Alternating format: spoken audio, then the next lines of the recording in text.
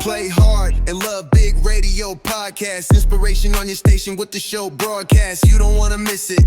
You gotta listen. Good vibes and stories for you to go the distance. Bringing inspiration, stories that shine. Helping you connect heart and mind align. Live your best life, lift up and soar. Fueled by kumquat energy, we give you more. Play hard and love big.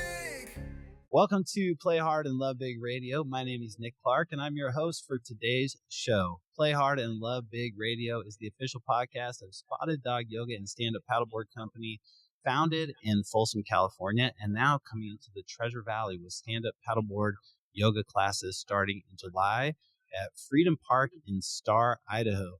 Check us out at spotteddogyoga.com. Play Hard and Love Big Radio is stoked to have Kumquat Energy and Kumquat Hydration as our premier podcast sponsor. Get some healthy energy into you and into your kids by grabbing Kumquat Energy or Kumquat Hydration at Spotted Dog Yoga in Folsom, CA. And we'll have to bring some to Idaho as well. Play Hard and Love Big Radio is dedicated to bringing you the inspirational people and having them share their stories in the hopes that you connect to your center and go out and live your most purposeful and passionate life. And today we have a very inspirational person with us, Tiffany Snow Huisman. I'm going to call you Coach Tiff or Tiff.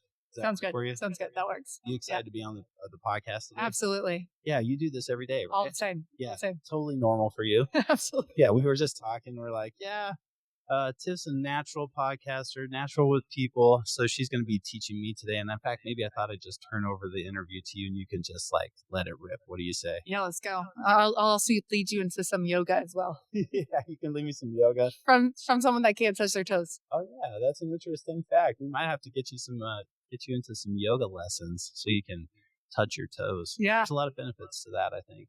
Probably. But hey, today we're in Innovate Academy in the gym here, which is super exciting because you teach here. What do you think about working with the kids and the staff at Innovate Academy?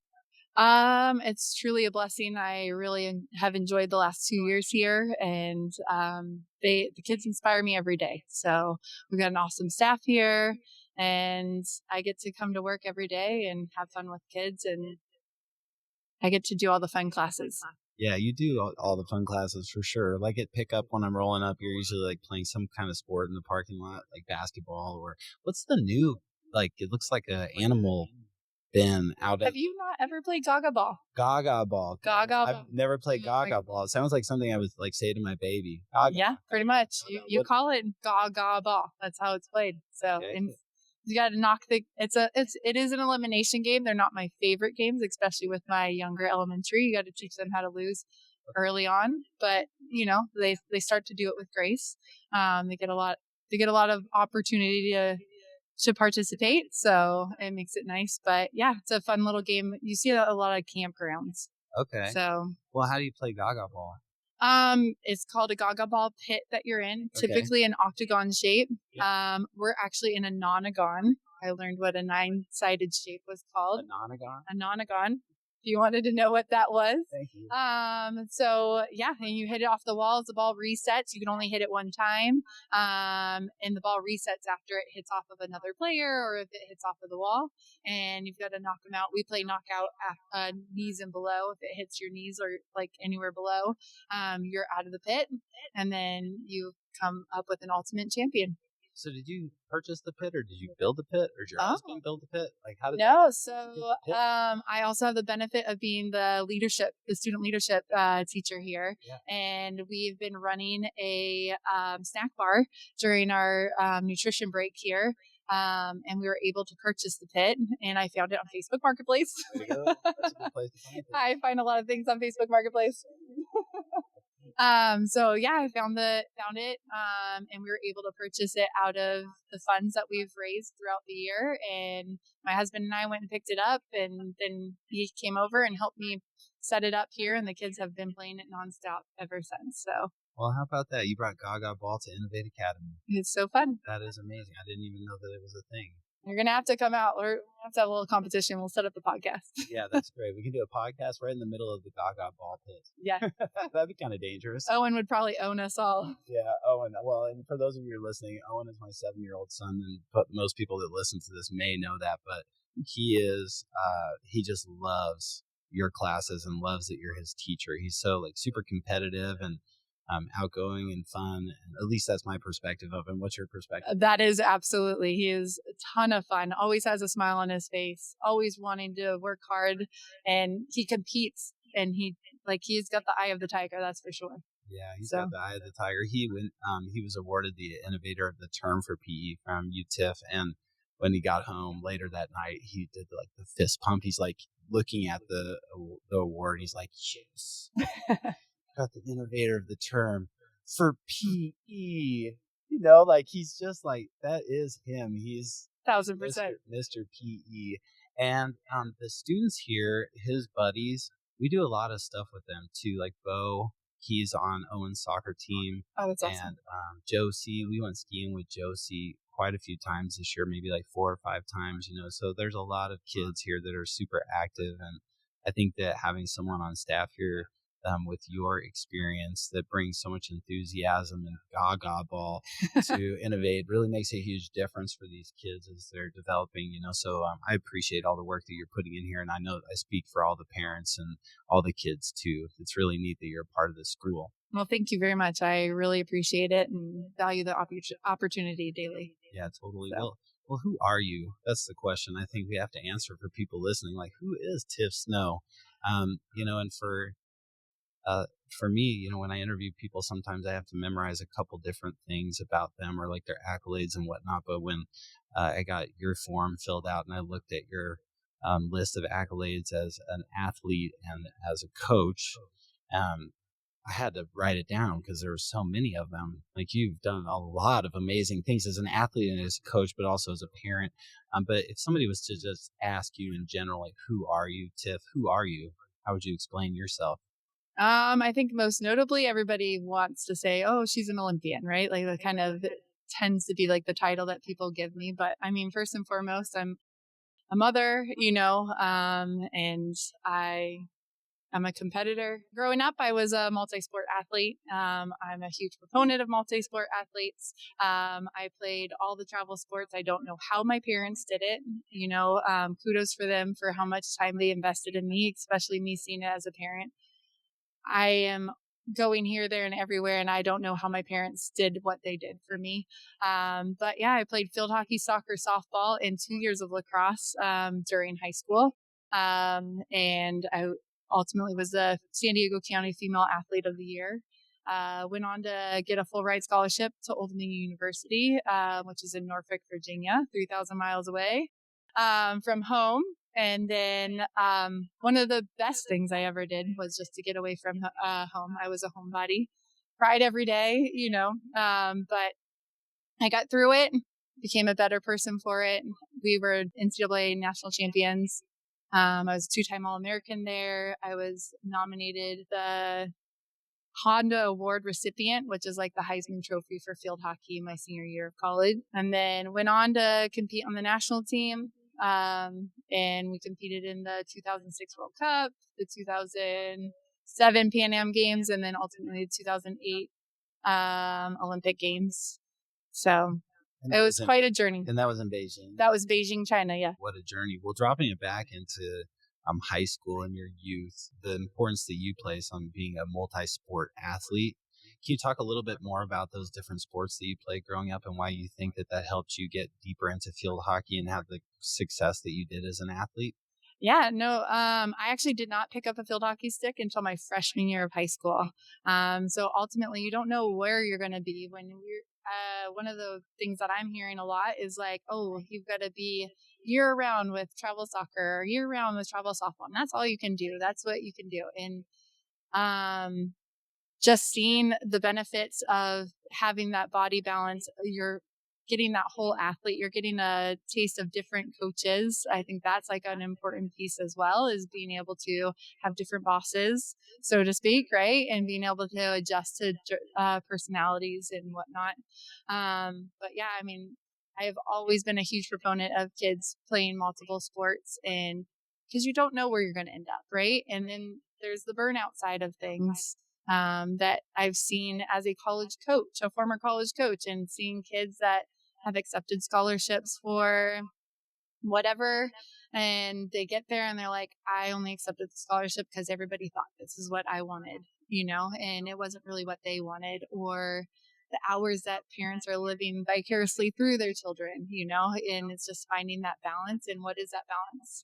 My kids don't operate the same way that I operated as an athlete, right? When you're really highly competitive, like you and I are, if you have an expectation for your kids to be like that, chances are you're going to be disappointed in some way, shape, or form. That's what we were talking about, right? Because everybody's a little bit different. They don't, your kids don't have the same drive necessarily as you do, or maybe one does, but the other two don't, or whatever, same with me. Yes. And I think that's like, even in the classroom here, right? Like, it's meet your kids where they are, right? Like, and I think coaching PE, you have a wide variety of students, right? I have the Owen that wants to be there. Like, this is what he's waiting for all week is PE, right? And then I have a student that's not their thing. They don't want to get dirty. They don't want to, necessarily participate, but how do I meet them where they are and still provide the same class, with a lot of energy, and they're all participating and having fun. Yeah, totally. You know what that makes me think of too, just in personal development. I think it's important for people to meet themselves where they're at as well.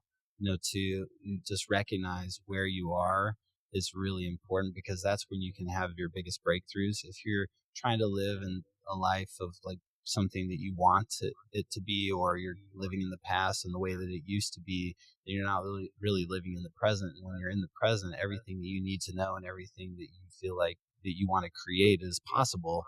But you have to, I think the biggest breakthroughs come for people when they're working from where they are. And so I think it's really neat how you translated that into your teaching. You have to look at where everybody is, meet them where they are, and then provide them the opportunity to still get the most out of it from where they are at that point in time. Absolutely. Yeah. And I can see how parents can take kids out of that, by having certain expectations, and kids aren't ready for it. And then it burns them out, or like spoils the sport, or like just spoils the overall fun that can happen for kids at an early age in playing sports, right? For sure. And we're just navigating this as parents, is like the travel team, and that title. And it is fun. Like, right. Like you go to tournaments, and like going to travel soccer tournaments, and you're staying in the hotel, and you have all those fond memories of mostly the hotel, not necessarily the games, let's be honest. And I want my kids to have that experience, but like me as a competitor and me as the financial provider for this opportunity,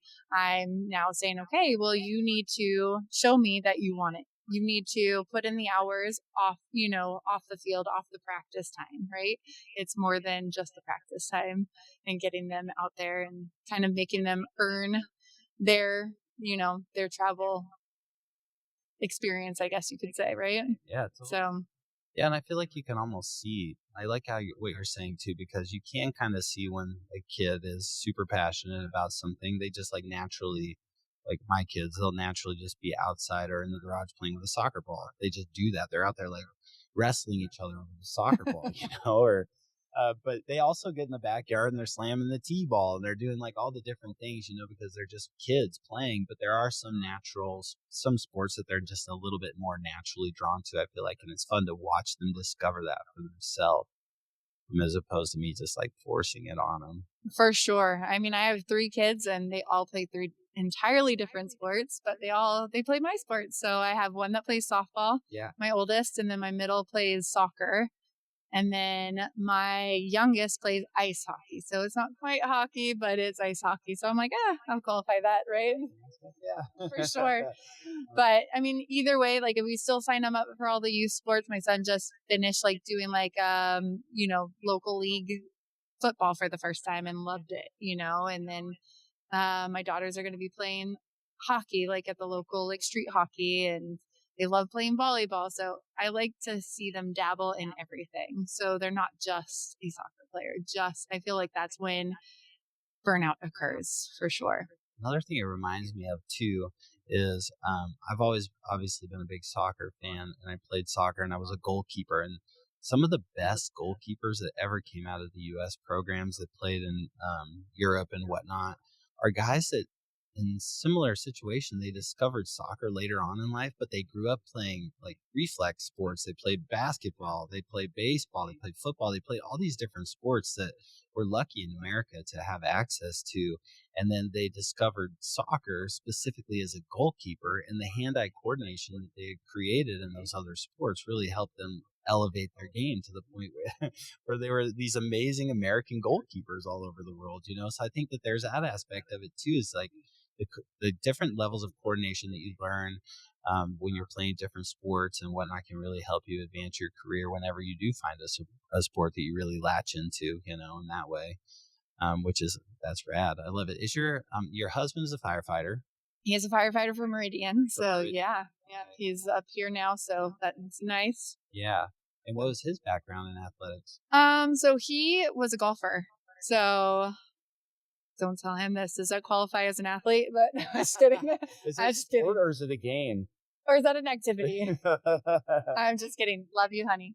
But no, he's a fantastic golfer, and that was kind of like his drive, and he operated with that drive as well. Like if he went, out on the golf course, he was fortunate enough his parents supported him, and we would talk about it with our daughter all the time because she's trying to get into pitching. Well, pitching, like you've got to pitch 50, 100 balls a day, right? Just to like find that zone, especially when you're learning and developing that skill, just to be able to hit a strike zone. We were here and now we're getting down here, right? Yeah, it's working, right? Yeah, it is working for sure. She's definitely zoning in. But, we talk about that, and like if he was having a bad day, like he tells mom, okay, drop me off at, the driving range. Let me go and perfect my hit. Like this driver wasn't working. This putter wasn't working. Whatever it was, he operated with that drive as well. So now it's just time to pass it on to our kids. I feel like a sport like that is in some way like a meditation. I think about golf. For me, in my experience of golf, it takes a whole heck of a lot of focus. And patience. And it's a lot like life. You have a great shot. Yeah. Awesome. Celebrate it for a little bit and then move on because there's a chance, very high likelihood of a bad shot coming next. So you just have to kind of for sure have to just adapt and shift it based off every situation. So wow, that tells me a lot about your husband just right there. How long has he been a firefighter for? So he was fireman for 18, almost 19 years in California, and we've been up here for the last 2.5 years. So yeah, so 21 years. Yeah. And how did you two know each other? Through my brother, actually. So my brother's a fireman as well. And so I was actually living in Boston at the time. I was coaching up at Boston University, and I came home for Christmas break, and we were all going to meet out for a night out. And yep. And then my brother brought a friend, or two friends, and one of them we started talking, and we haven't really stopped talking, I guess. So you picked up or started playing field hockey when? So my freshman year, my freshman year of high school is when I actually picked up my first stick. And the way that happened is our high school had an amazing program. And so a family friend of ours, their daughter's 4 years older than I am. She got a full ride scholarship to play at Michigan State. And her parents were telling my parents, you've got to get Tiff involved. You got to get her, like, she's got to do this. And so I'm like, okay. And I'm like, I do not want to play field hockey. I don't want to wear skirts and play a sport. Like, that just did not. But anyways. Is that a thing? I mean, you wear a skirt. You wear a skirt. Oh yeah. You wear a skirt. What's the purpose of that? I think it's tradition. It's tradition. Okay. It's more nowadays it's more like a tennis skirt, right? Like, so, actually I have one, but with me, but yeah, so it is comfortable. Like now that I wear it, but I was all anti, like I'm such a tomboy, right? Like I'm like, I don't want to wear a skirt. I'm not playing a sport where I got to wear a skirt. There's no way. But no, and then I picked it up. I actually wanted to try out for volleyball. So I did go try out for volleyball. Well, I was 4'9" my freshman year of high school. Yeah, I was tiny. I'm 5'7". Yeah, I did. I grew very fast. So, but anyways, yeah. So I was 4'9" entering high school, and I'm like, volleyball team. I got cut from that. So on went with my field hockey career. So no, it was awesome. And then my high school coach was a true inspiration. She had played in New Zealand. So her name is Tracy Paul. And she played in New Zealand, and she had high expectations for us, always pushed us to really grow in the sport. I started with the U.S. Olympic like kind of pipeline development. So kind of like an ODP type pipeline. Like right away, right off the bat, my freshman year, she like really pushed us to do that. And I ended up making the U16 national team right off the bat. And got to travel to Europe, which was an incredible experience. So I just picked it up. But I mean, obviously, like I didn't just go out and like, oh, I'm going to pick up a field hockey stick. I had the abilities from, like we were talking, being a multi-sport athlete and being able to play soccer and softball. And right there, I've got my hand-eye coordination with a long-handled implement. I've got my, like tactically, field hockey is the same sport as soccer. So I had all of that like dialed in. Like formations, you playing with formations. Mm-hmm. Yeah, tell us about the sport a little bit. Okay, so field hockey, for all of those people, majority that don't know, especially from California and Idaho, it isn't uncommon. It's an East Coast sport, I guess you could say. Pennsylvania is like the big spot for it. So, but very similar to soccer. The only we're 20-yard difference. So like soccer field's 120 by 60, we're 100 by 60. But like I said, very tactically similar. We do not have offsides though. So, which is kind of fun as a striker. Tell me about that though. So you can be offside. You can be offside. There's no offside. So you can be basically anywhere on the field. Anywhere on the field. Okay. And yeah, so all of it, we always teach like cut from behind the defender, right? Like, cause it's just like soccer, you just can't do that as a striker, right? Like you're going to cut from behind because you don't want, so that was like the most fun was to like mess with all the defenders, like I'd be like, here, I'm on this side, on this side. Yeah. But, so no offsides and yeah, it really spreads out the game. I guess it spreads out the field. Unlike soccer, you can pull the offside press, right? Like, and oftentimes teams do. Playing soccer, I was actually a sweeper. So that was my sport, my spot. And I loved to like slide tackle, right? Like that was like game on. Which is funny because I was a striker in, field hockey, but yeah. And so the nets are smaller. A bit smaller, yeah. Smaller. Our ball's quite a bit smaller. Is there a goalkeeper? So our goalkeeper is the only person on the field that can actually use their feet to play with the ball. In field hockey, there's only a right-handed field hockey stick. Yeah, that's what no lefties. That's so funny. But yeah, you can only use one side of the stick as well. And then on the goalies are padded up. They look kind of like a big marshmallow man, or like an ice hockey goalies would be the other comparison, right? They're padded up. They are padded up. Those that balls are hard. That ball is mean. Oh, it is mean. Yes. It doesn't feel good. I remember we were in the 2006 World Cup, and I think we were playing against Japan. And I got nailed. I was setting a press, and I went to their backs, and backs usually can hit the ball pretty hard because they're clearing the ball out. And I went and she chipped it straight into my quad, and I had the bruise like the entire quad was a huge bruise. So yeah, those balls don't feel really good when you get hit. That's for sure. So obviously had some little nicks and bumps and bruises along the way. You didn't ever have any really serious injuries though, huh? Fortunately, I did not. Yeah, I definitely saw some. I saw a teammate of mine actually fracture a girl's face. So with a stick or with what? With a ball. She was like 5 yards away, and she chipped it and it just hit her right in the cheekbone and it fractured her face. I've seen girls break their jaws, but that's not to scare anybody away from the sport because it doesn't happen often. Yeah, it's all part of it. So as a competitor. What kind of protective gear are you wearing? A mouth guard and shin guards. And a helmet? No helmet? No. No, that's right. I've seen the picture. You yeah. have a helmet in. Mouth guard and shin guards. That is it. Wow. Yeah. We're tough. For those of the people out there that haven't touched one of those balls before, it may surprise them how solid. Is it solid rubber? It's like a baseball. I always explain it as like the size of a baseball. That ball is more of a high school ball. Our national team balls have dimples in it because we play on a water-based turf, which means they water fake grass that's compiled But it just makes the ball, it kind of looks like a golf ball in a sense. And the ball just moves truer to the turf when we play. So it just kind of skids across. It's like a little bit faster because there's water on it. Yeah.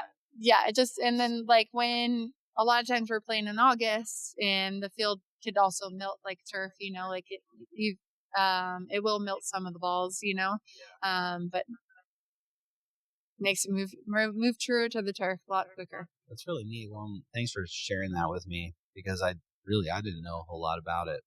And it's such a unique, awesome sport. I want to check out more of it. And I'm interested in seeing if Owen might want to do it a little bit more too. Do you do camps?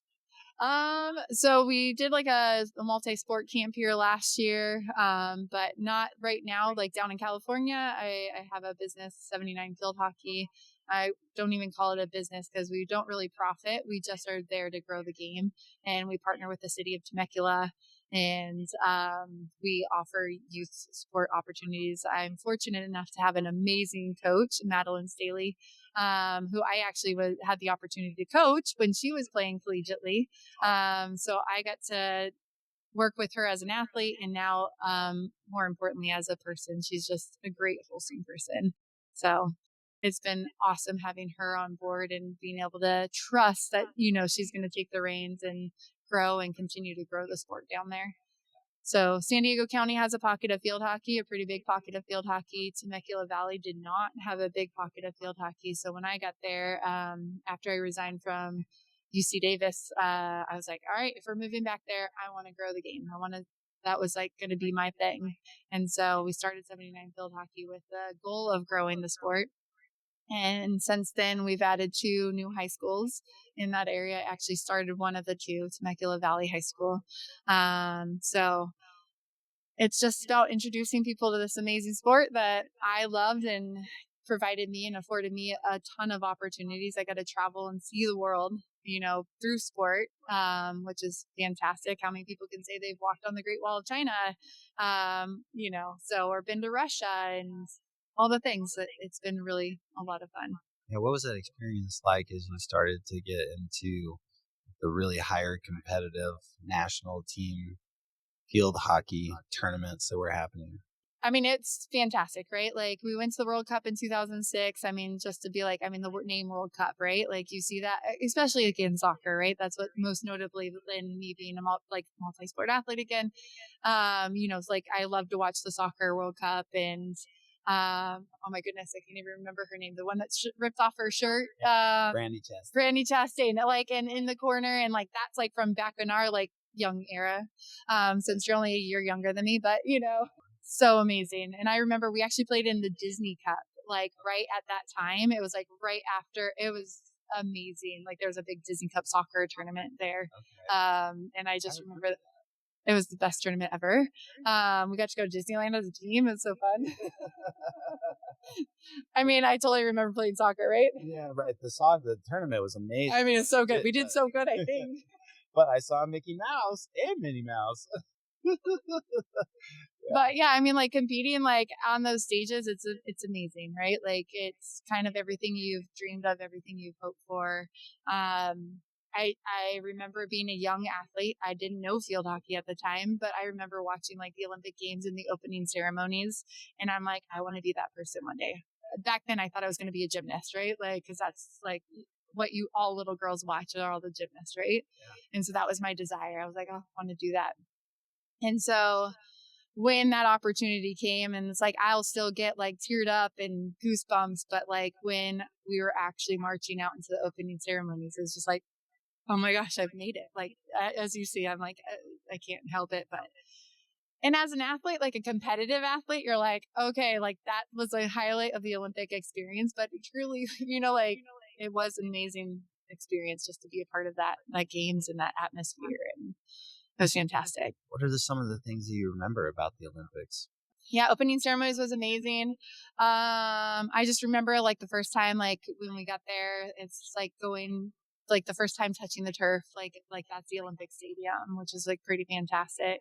I'd actually kind of backtracking to 1999, 2000, like right before the 2000 Olympic Games, we had taken a high school team down to Sydney, Australia, which was where the 2000 Olympic Games were going to be. And so I remember stepping onto the turf there and being able to play as a high school athlete, right? Like we had played in a tournament down there. So it was pretty cool. We got to play there right before those games. But then fast forward back to 2008, like just being able to step in that practice facility and like, all right, we're here. We got a job to do. Let's do it. We tied too many games to determine our own destination. But we came out with a big one. We tied against Argentina, who's a Pan-American country, that we compete against all the time. Whether they're up here or we're down there, it was pretty incredible, experience just to be like we were bringing it, but can't tie and determine your own destination, right? So, Yeah. Off the field, there's, so many things. Like we got to go before the Olympic Games. We flew down there early, so we got to go and walk on the Great Wall of China, which was, that I felt like I was jumping into my history book. Like I'm like, oh, I remember seeing this picture on a picture, and now I'm here. It's such a cool experience. The Olympic Village. You're walking around amazing athletes. You are eating dinner and lunch and breakfast with amazing athletes who have all worked so hard, and you're just in awe of like being around and surrounded by these people. I remember I ran into Paul Gasol from the Lakers at the time. And I just remember like going and I'm like, oh my goodness. And my husband's a huge Lakers fan. So it was pretty cool to like just to see him. And I did ask for a picture. So I have a picture of him. I'm about his belly button height.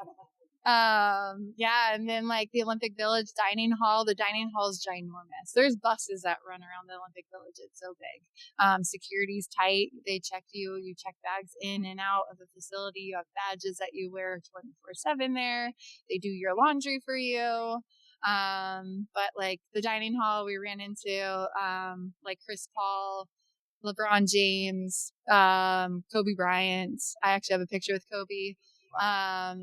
Like kind of a cool, like just kind of cool experience, like all together. And then you're like medical tents, like the U.S. medical tent, like we saw all the gymnasts and Michael Phelps. That was the year that he won 8 gold medals.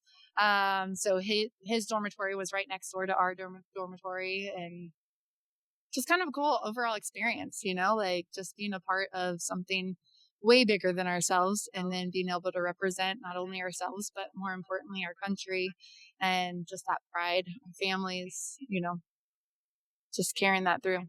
Yeah. I can imagine that there's just like a certain level of excitement that's hard to feel unless you're there.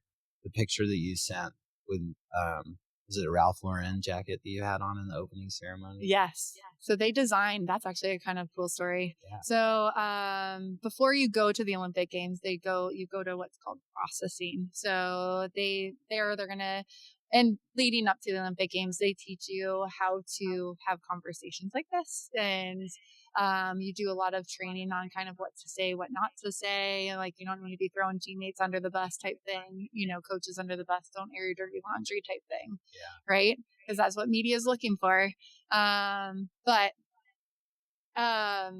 So we go to processing, and you go and you take this ginormous Home Depot shopping cart, and you're shopping around, and you're going to pick up all these different shoes and bags. Multiple bags, multiple shoes. But then you pick out your opening ceremonies gear. Well, all of that is custom tailored for you right there that day. They have all these tailors sitting there in a room. They like full on take you back. You're getting pinned, like measured, everything. So every single one of those pants are like unfinished, and they are tailoring those so they look perfect for you that day. It's insane. Like, it was the most insane experience. I was just like, what? Where are we? Oh my goodness, that's wild, but it makes sense, right? Oh man, that's a neat experience. Wow, what did it feel like during the opening ceremony in your body? Can you articulate that? I'm not sure that I quite can, but so you're walking through a tunnel. It's kind of like any sporting event, right? Like you're walking out through the tunnel, and as you can see, like the stadium, like as you're coming through, And just prior to that, actually, back that up again, is President Bush actually came in, and we had met as an entire U.S. delegation in this room, and they didn't tell us why. All of a sudden, stops like Secret Service agents are coming in, and and then we're like, okay, who's coming? Who's coming to talk to us, right? So it was President Bush at the time, and former President Bush actually came in, and the First Lady came in and gave us like a pump up rah speech, which was so fantastic. It was mind blowing, right? Like just to be there and be a part of that. Then you go and they like put you in, like, actually it's the gymnasium where the gymnasts compete in, and we wait for our country to be called. Well, it goes in alphabetical order based off of your country or the host country, should I say. Okay. And so then they call you out, and then you start like lining up, like, so you can line up and walk on in. But as you're walking in, everybody just starts saying like USA, USA, and it just gets louder and louder and louder. And it's just, and then all of a sudden you're like, we're here. Like, this, like, we're ready to go. And we actually had a game the next day. So the debate was, are we going? We are there for a competition, right? So the debate is, do we go and take part in, the opening ceremonies, or you don't? But it's like, how can you not, right? Yeah. I mean, do teams actually, or groups of participants actually opt out of that? Yes, they do. They do. Yes. Yeah, they definitely do. Yeah. I mean, it just depends. Like if you had like an 8 a.m. game, and then you've got to be up because you have to, like, I mean, as an athlete, especially at that level, you're regimented on what time you eat, when you eat, and so it's like everybody reports to the dining hall X number of hours prior to the game. And then you have to go to, the trainer if you have any aches or pains or whatever that you've got to do. And, it's morning routine, or it's the whole routine of being an athlete. Yeah. So that's exactly right. I remember that as a college athlete, that was so vitally important. We brought in, like, if you're talking about like sports psychology. So like we had a sports psychologist that came in and talked to us. And this is something I often talk to my athletes about, or my kids about, is just, and this is one of the greatest analogies, is like, hey, I'm going to throw you this ball, and then you have that ball, and then I throw you another ball. Well, you can't play two balls at the same time, right? If I throw you two balls at the same time, are you going to be able to play both of them? Odds are not, right? So basically, like, let the mistake go. Like, hey, I just missed a easy far post cross. Like, it should have been a tap in goal. Like, now I'm pissed off about it, right? Yeah. But how do I let that affect me, or do I change, right? Like, do I adapt, adjust? Okay, learn from it. Next one's not getting by me, right? Like, but if I'm worried about making that mistake, now I'm not going to be ready for that next ball. I can't play two balls at the same time. I got to play the one card that's dealt to me, right? That, and we brought in sleep doctors, how important it is to get good sleep, and especially when we're traveling. And I mean, we did so this is something that would be also like kind of pulling from that as well. But not every country that has a field hockey team gets to qualify for the Olympic Games. Actually, in 2004, I was on the national team, and we did not qualify for the Olympic Games for 2004 games. Well, the Olympic Games, yes, I know we're called the Olympic team, but the Olympics is only every 4 years. But we are training throughout all that time, right? Going to other like Four Nations tournaments. We're going to World Cups. We're going to all these other tournaments along the way to develop and get prepared for the big games, I guess you could say. Yeah, totally. So, but our Olympic qualifier was actually in Kazan, Russia. I think it was a 32-hour travel day, or days, I guess you could I could say.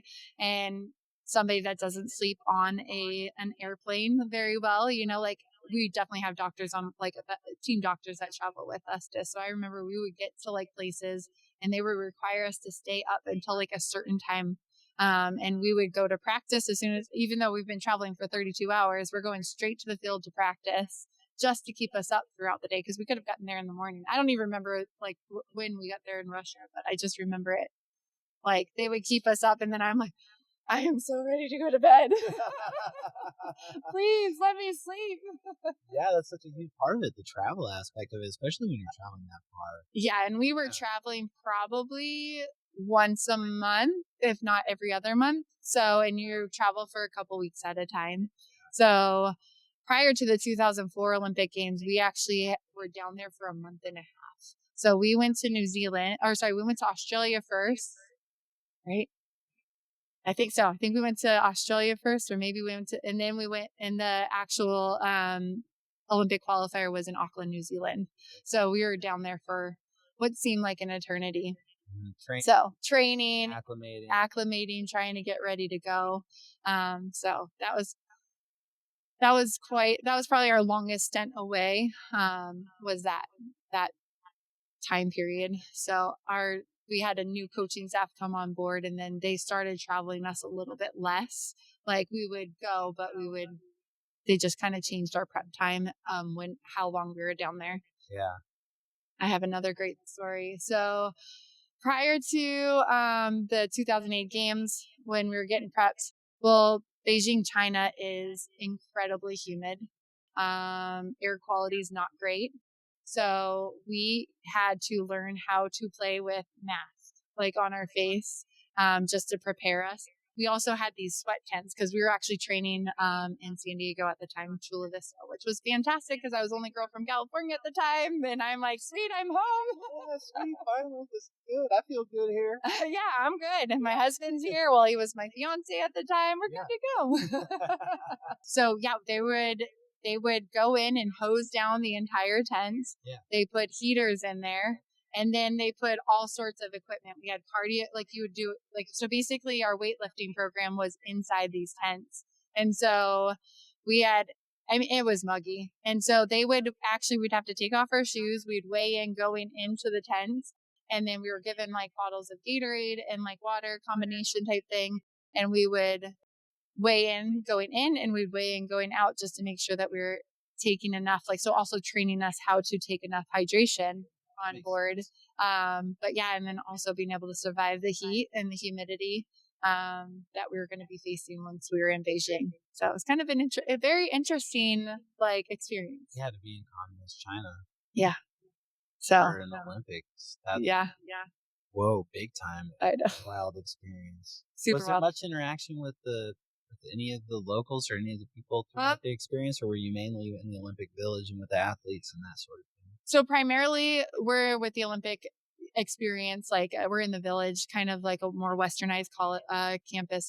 As far as we're going there, my understanding is all of our food had to meet USDA standards, and it was flown in, is my understanding. I don't want to quote that. Yeah. There's actually a McDonald's. This is my kid's favorite story. Yeah. Is that there's a McDonald's in the Olympic Village. And as an Olympic athlete, you're we're like, oh, let's go. I'm not saying that my teammates and I don't ever eat McDonald's, or didn't. I don't anymore, but I did at the time, I'm sure. But it's kind of funny to see in a McDonald's, it's like a McCafe. But when we actually ran into the basketball players, like I said, Paul Gasol, Kobe Bryant, and all of them, LeBron James, they're literally sitting there with double Big Macs, and they're macking down on these things, and you're just seriously right now. Funny, they're just slamming down these massive burgers. Well, nothing's like a Big Mac when you're in in the middle of China. Well, and the funny thing is so you asked about if I got to experience the culture or whatnot, but my parents and my husband and my brother and sister actually all came down for the went over for the Olympic Games, which is super cool. But they, my husband thinks him and my brother competed in the Beer Olympics. Maybe we can excerpt that out.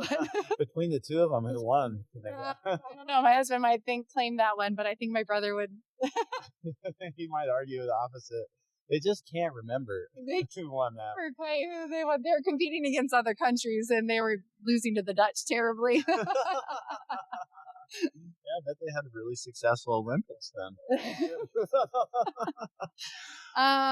But anyways, yeah. So yeah, they definitely got to experience more of the culture. I know, and the communication, it was very challenging for them. They had maps that they were we want to go here, telling the taxi cab driver. Yeah. But yeah, I did right after once we were finished, they did a lot. We can go with our families and whatnot and kind of explore around. Yeah. I actually got to go to a wrestling meet, which was pretty cool. A couple of my teammates went to some soccer games.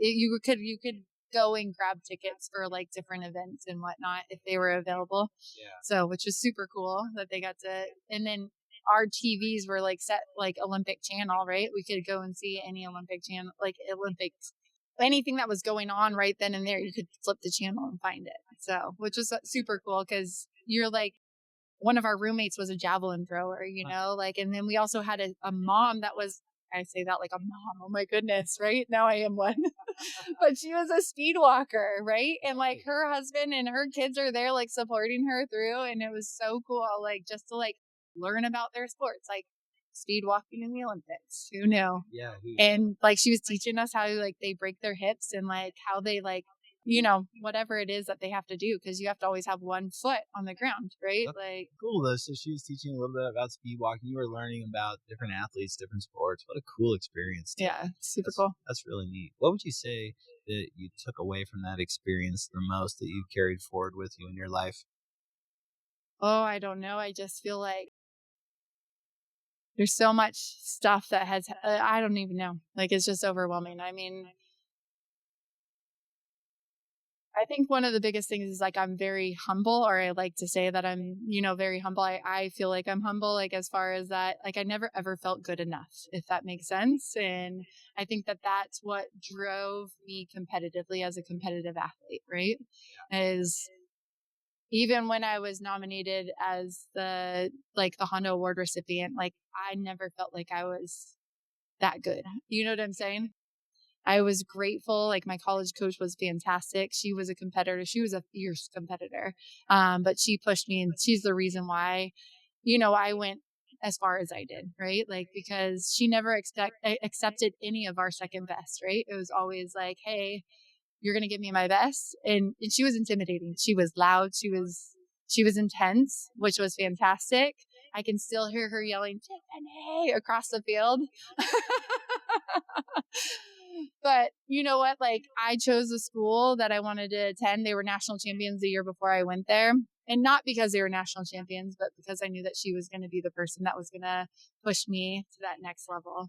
Yeah. And push me to that, like to get that drive, you know, like she taught me it's not about me. It's about my teammates, you know, like how can I improve, you know, like I wasn't who I was because of me, right? Like I was who I was because of my teammates who were like day in and day out. We're like blood, sweat, and tears, and we're getting after it, right? Like how many of those runs that you want to puke on, or you are puking on, or you're peeing your pants? I had multiple teammates pee their pants because they were too afraid to tell coach, I need to take a break. Yeah. Nowadays you can't do that because heaven forbid. But no, it was like pretty awesome. Like, I don't know, like you build that, like, I remember my teammates, right? I remember like being there with them and gritting through all those experiences with them, right? Like, one of my best friends is like my college teammate, and my kids call her Auntie Marina, you know, and she was actually a bronze medalist Olympian in the 2004 Olympics that we did not qualify for. She went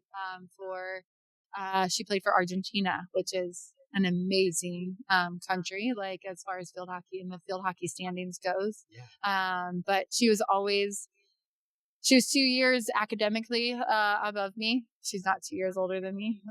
She's elderly. Just kidding. I love you, Marina. She probably will watch. But she's always been like, you know, like my biggest fan. And I always knew she had my back. She knew I had her back. And I think just, I'm a team player, right? Like I just want to be like all in team. Like I want you to know I have your back. I want to feel like you have my back. Like we're in this together. If you're kind of full circling it back to like where I'm at now, and like being able to teach in a school and middle school and whatnot and elementary school, but it's just like teaching these students, you know, like just kind of how important that is and valuing that team aspect and that loyalty and that trust. And, you know, especially in middle school, like sometimes those kids can be mean, you know, like, and they're just kind of, they're insecure themselves. So they kind of outwardly portray that on others, you know, and not here, of course, we have great kids, but you know, but to be able to influence that and just kind of guide them in that direction of like being like, this is our team. This is our home here at school and in our classrooms. And you're going to have to feel that unity and be unified in that. So, everybody has their back. Yeah. Yeah, most definitely. And how did the kids respond to that approach? I mean, I definitely think that it's sometimes, like depending on the kids, but I mean, I think they may not see it yet is what I would say. You know what I'm saying? Like, but if you keep honing that in and it's like, hey, secrets don't make friends, like there's no need to be that mean kid. Like, right? Like you need to include everyone, and that's what I try to teach and instill in my own kids, like I want them to not be that mean kid and I want them to include everyone and build everybody up, right? Because we all have our bad days. We all have, we all have our different lens that we see the world through. So I think just having them understand that, and we don't know what has happened in their home. And we talk about that a lot with like my own kids, right? Like you guys see the world through a lens of having two loving parents that are there for you for everything. And, like we live through, like not live through you because that sounds bad, but, like we're providing for you. Like we want to go and help you in your sports or whatever it is, and support you through that. But there's not all parents do that, right? Like not all parents make their kids that big of a priority, and they're starving for it, or they may not know that they're starving for it and they're acting out accordingly. You just don't know their home life. No. So, and just giving somebody grief. I feel so much passion coming from you and emotion in a very positive way because it is so true. The way that you approach every single person makes a huge difference. Mm-hmm. For that person that you're approaching, but also in the world, like with the perspective and the way that we see the world has so much to do with what we can accomplish as far as our own personal goals, but also what we can accomplish as a community. Mm-hmm. And I appreciate the fact that you approach and teach your kids and your students what you do, because it does make a huge difference. And it's like really, it is so true. You just don't know what's going on in someone else's life. And so if you can, again, like we talked about earlier in this, if you can just meet somebody where they're at, be present with them, listen. Yes. And I mean, that's a big part of it, right? If you can actually. That's something I feel like I'm guilty with as a parent and as a teacher. Like sometimes we're busy, right? Like, and we don't take time to listen. And I'll go home at night and I'll be like, that student really needed me to listen, and then I'll try to reconnect with them in the morning and be like, okay, like, hey, you good? Everything good? Kind of check in a little bit. Middle schoolers, they don't like to talk as much sometimes. Sometimes they need to talk, right? Like it just depends on where they're at.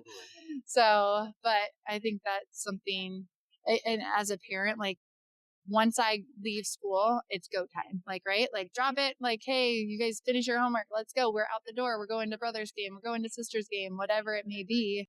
Like, or so-and-so's picking this child up and so-and-so's picking, like we're always like on overdrive, and I think that's something that like that balance. And I know that that's something that we're like going to be approaching in this segment is just finding that balance. And I think that's something that my husband's really good at, like, cause he didn't come from the go multiple sport athlete. I mean, he's definitely like athletic, right? But he didn't have that competitive multiple sport athlete. And so he's like, okay, we need to go skiing and we need to go camping and that needs to be a priority. Well, I didn't do that growing up. So I'm like, no, we have a tournament, we have a commitment, we're going and it doesn't matter, Yeah. And I think like, okay, in the big, like in the grand scheme of things, what are our kids going to remember, right? Like we talk about it, like, what do I remember from Disney Cup? I remember going to Disneyland with my friends. I'm sorry.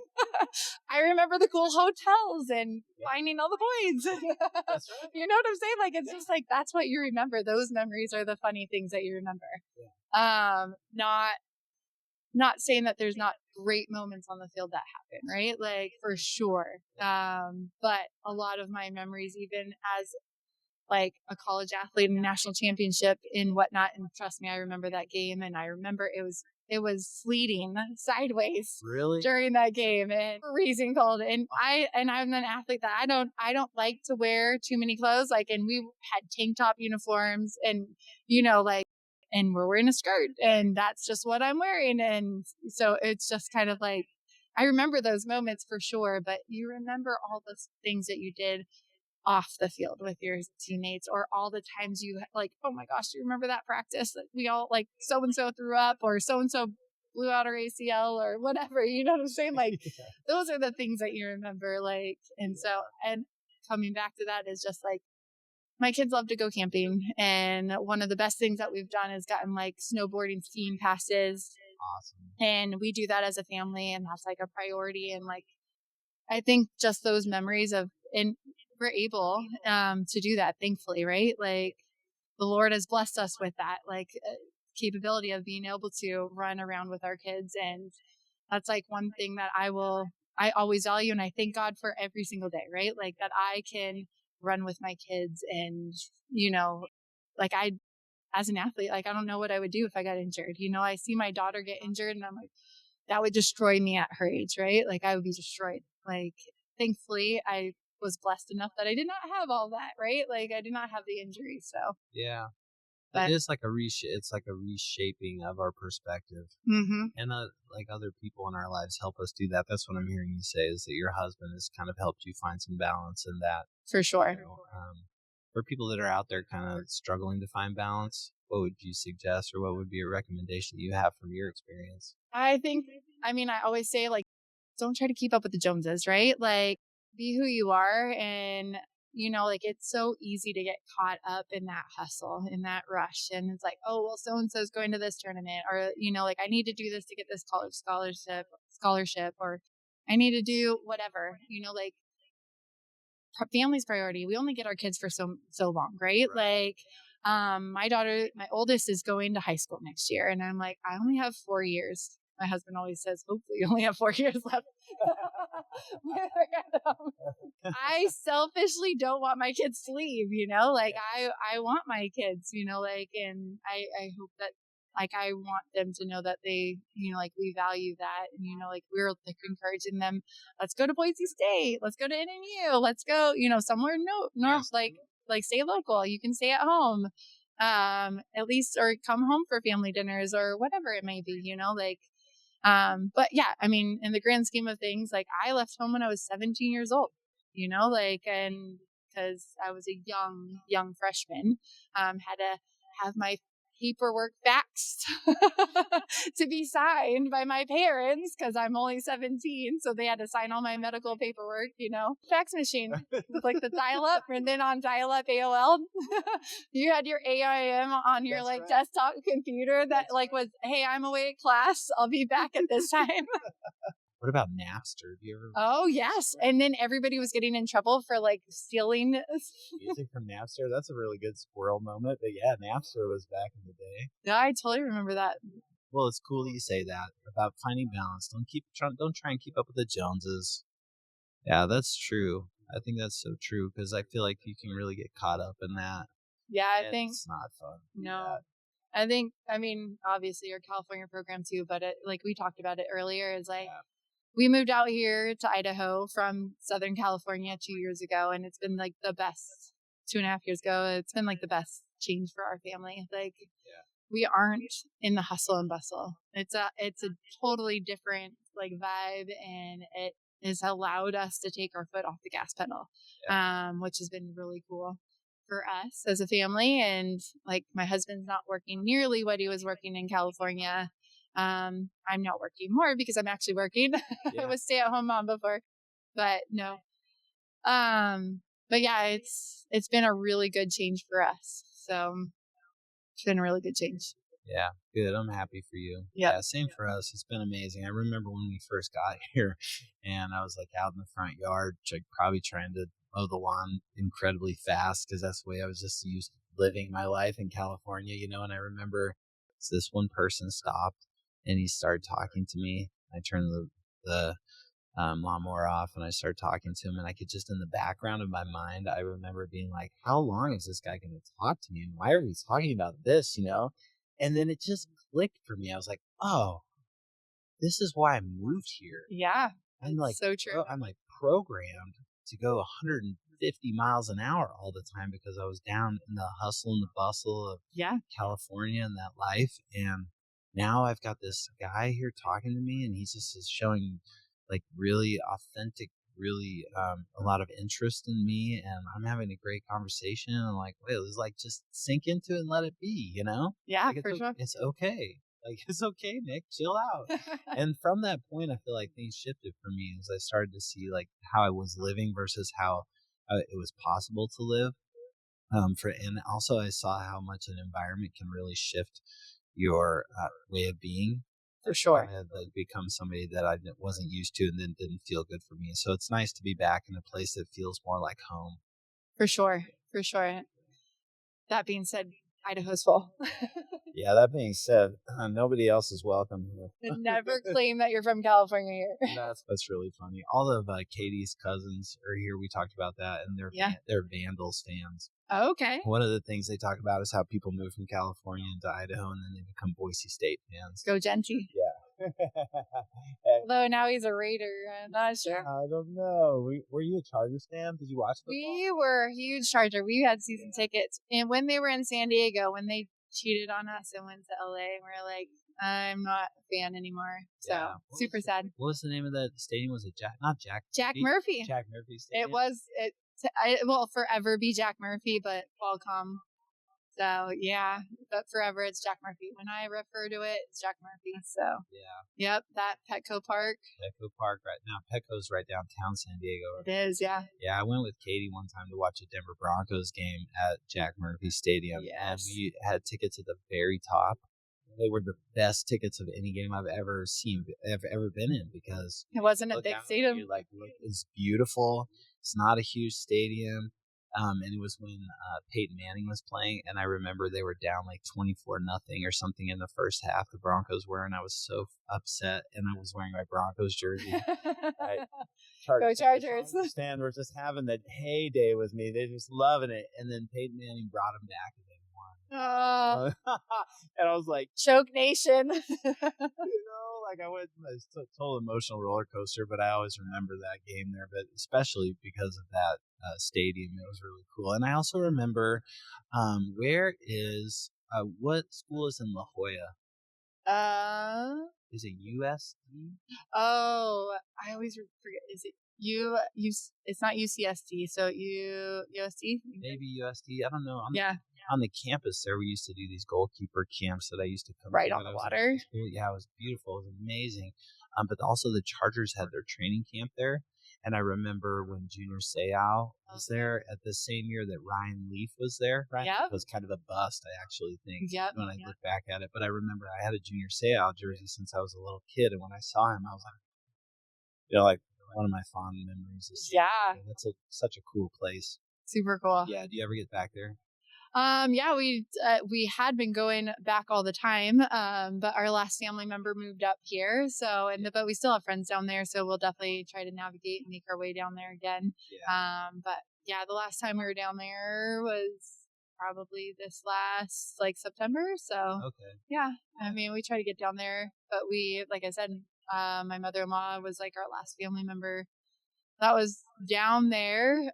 So now everybody's up here, whole family. Wow, they all just made the trip. Everyone. And no one else is welcome. Unless you're related or you're really good friends with Tiff Snow. Yeah, Melissa Steinell, please come.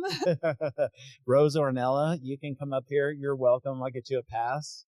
That's my mom. I'm working on my mom. Come on, Mom. Yeah, I don't think my mom or my dad will ever move, but I wish that they would. It'd be nice to be a little bit closer to them. For sure. I think they definitely need to come. Yeah, okay, all right. Well, we talked with some We're people. peer pressuring. Yeah, there's some room for a few of you, but not that many more. Oh, my goodness. Well, I think we did amazing on this. Is there anything that we didn't cover that you wanted to cover, or anything you would like to say before we kind of sign off and call it quits on this episode?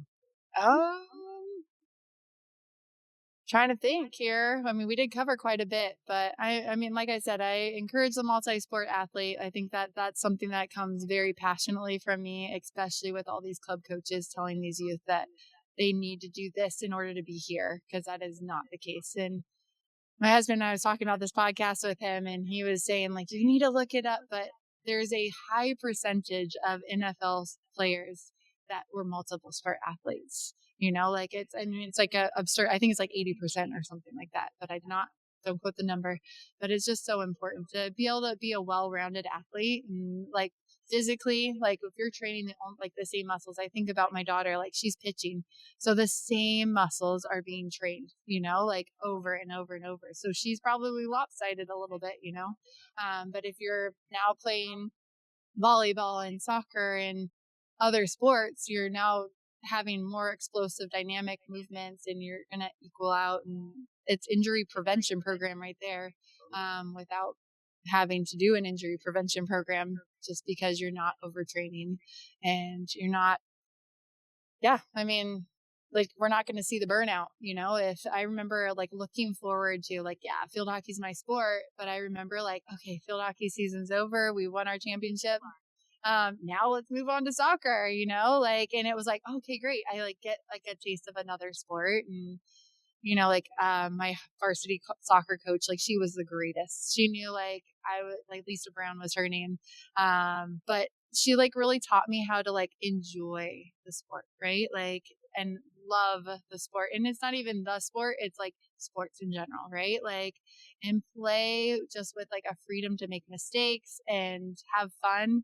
She knew that field hockey was my priority, like as far as like training, but like just to be around her and her energy, like she's always been such a positive influence on my life. She was the ASB leader, and a big reason why I wanted to start student leadership here is just because like I loved her mentorship. So, but yeah.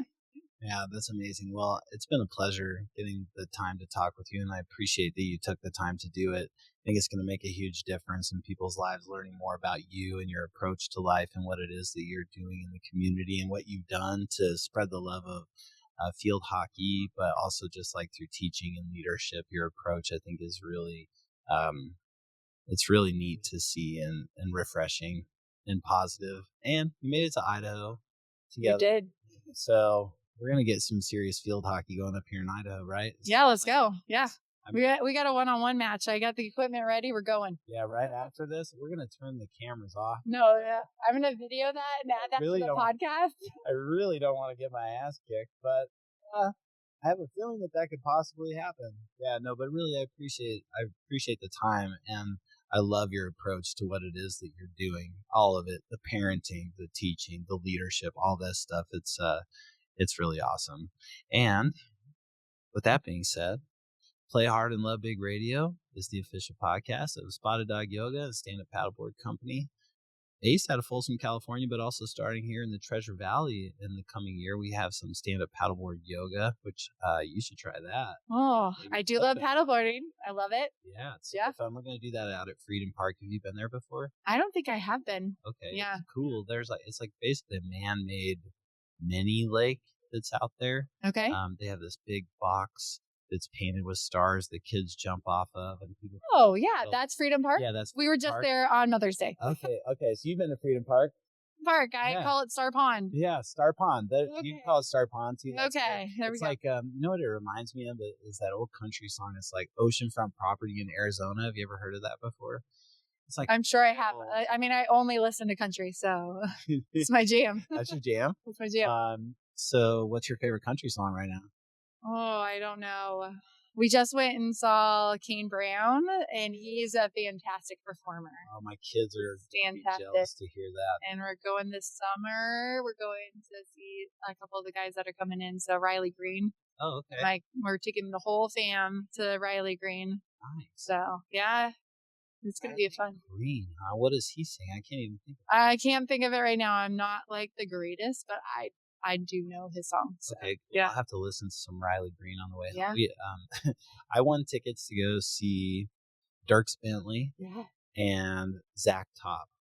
Zach Top, I'm not even sure who that is. Oh, but I don't know names. That's my thing. Okay. I listen to the music. I don't necessarily know who's singing it. Yeah, Zach Top is like he's new on the scene, but he kind of sounds like Alan Jackson. So it's it's cool. I love his music, but the one is I Never Lie, I think is what it's called, and it's a song that he's written to, like he's talking to his ex-girlfriend or ex-wife or something, and he's telling her how great he is, but he's actually, and then at the end he's like, and I never lie. So basically he's like, they got this whole lie about how great he is doing, because he's really not doing very good. So Zach Top, yeah, got to check him out. Fantastic. Yeah, right on.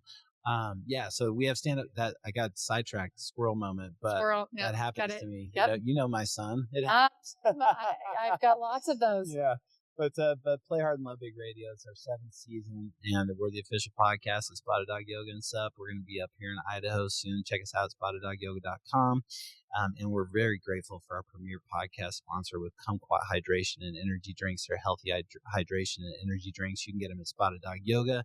And the man Mauricio Acosta, who started it, his whole goal is for it to be the official drink of the 2026 World Cup for soccer. So he's really pushing that. He's been working with the Sacramento Kings and the Sacramento Republic and whatnot, but we've got it at our studio now, and we put it on all our podcast stuff, so we'll have to check that out. But at Play Hard and Love Big Radio, we are committed to bringing the inspiring people and allowing them to share their stories in the hopes that people go out and live a bigger, better, more purposeful life. And today you did that. Tiff, thank you so much for being a part of our show. Thank you for having me. It's been really fun. Yeah, it's been awesome. This is my first podcast ever. Yeah, we're clearing that up at the end because you had us fooled. No, you're really, though, you're a natural at sharing. You have such great energy. I knew from the moment that I talked to you on the phone, it was going to be super easy just to sit down and be with you. And so, yeah, we really appreciate it. And I'm stoked to get this out to the community. Thank you. Yeah, Thank you for having me. For sure, buddy. You're awesome. Boom. Play hard and love big radio podcast. Inspiration on your station with the show broadcast. You don't want to miss it. You got to listen. Good vibes and stories for you to go the distance.